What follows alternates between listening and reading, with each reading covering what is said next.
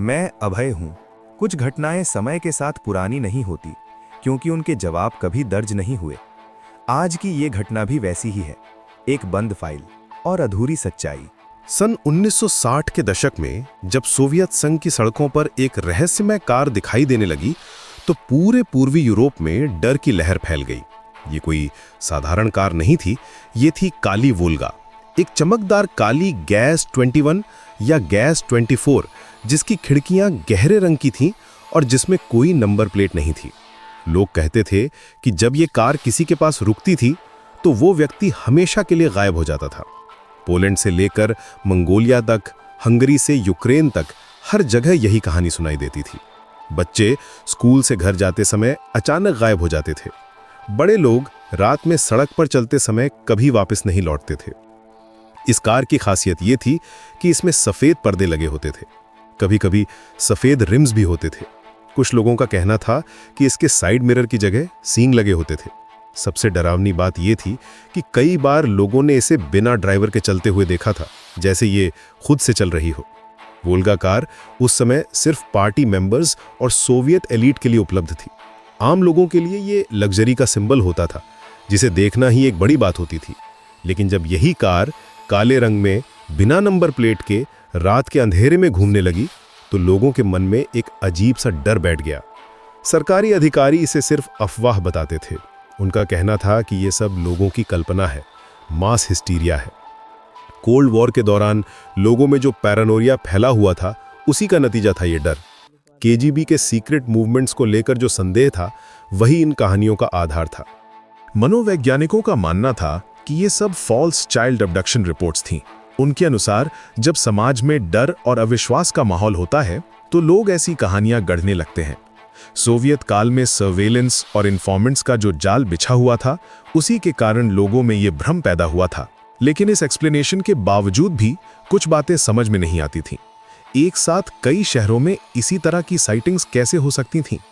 अगर ये सिर्फ अफवाह थी, तो इतने सारे लोग एक ही तरह की कहानी क्यों बताते थे?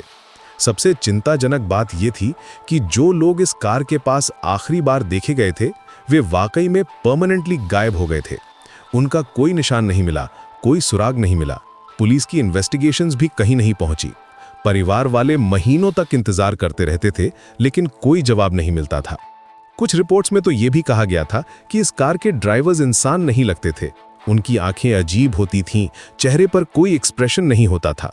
कई बार तो लोगों ने देखा था कि कार बिल्कुल खुद से चल रही है, जैसे कोई सेल्फ ड्राइविंग टेक्नोलॉजी हो। सरकार ने इन सभी रिपोर्ट्स को डिसमिस कर दिया था। उनका कहना था कि यह सब सुपरस्टिशन है, बैकवर्ड थिंकिंग है। लेकिन फिर भी माता पिता अपने बच्चों को वार्निंग देते रहते थे, अगर कोई काली कार तुम्हारे पास आकर रुके तो भागकर घर चले जाना। ये डर इतना गहरा था कि लोग रात में अकेले सड़क पर निकलने से डरते थे।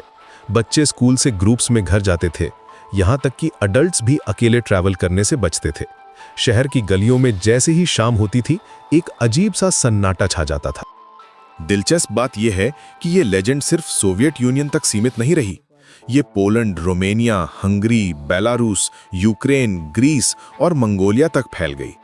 हर जगह लोग इसी तरह की कहानियां सुनाते थे। हर देश में कार का मॉडल अलग हो जाता था, लेकिन कहानी वही रहती थी। कुछ वर्जन्स में कहा जाता था कि ये कार ऑर्गन थेफ्ट के लिए इस्तेमाल होती थी। कुछ का मानना था कि इसका कनेक्शन रशियन माफिया से था। कुछ लोग तो ये भी कहते थे कि ये सेटन की कार है, जो लोगों की सोल्स कलेक्ट करने आती है। सबसे मिस्टीरियस बात यह थी कि इस कार का लाइसेंस प्लेट नंबर अक्सर 666 होता था। जब ये किसी से आइम पूछती थी और वो पर्सन जवाब देने के लिए पास आता था, तो वो गायब हो जाता था। लेकिन अगर कोई इट इज गॉड्स टाइम कहता था, तो कार तुरंत गायब हो जाती थी। कुछ लोगों का कहना था कि इस कार में डिरेंज्ड नन्स बैठी होती थीं, जो बच्चों को किडनैप करती थीं। दूसरे कहते थे कि ड्राइवर खुद सेटन है।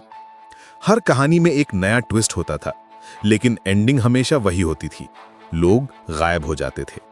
आज भी जब हम इस पूरे केस स्टडी को देखते हैं, तो एक सवाल मन में आता है, अगर यह सिर्फ एक रूमर था, तो फिर पूरा समाज डेकेड्स तक इससे क्यों डरता रहा? क्या वाकई में यह सब मास हिस्टीरिया था, या फिर कुछ और था जिसे हम समझ नहीं पाए? शायद सच ये है कि कुछ मिस्ट्रीज का जवाब कभी नहीं मिलता। ब्लैक वोल्गा की कहानी आज भी उतनी ही रहस्यमयी है जितनी 1960 के दशक में थी, और शायद यही इसकी सबसे बड़ी ताकत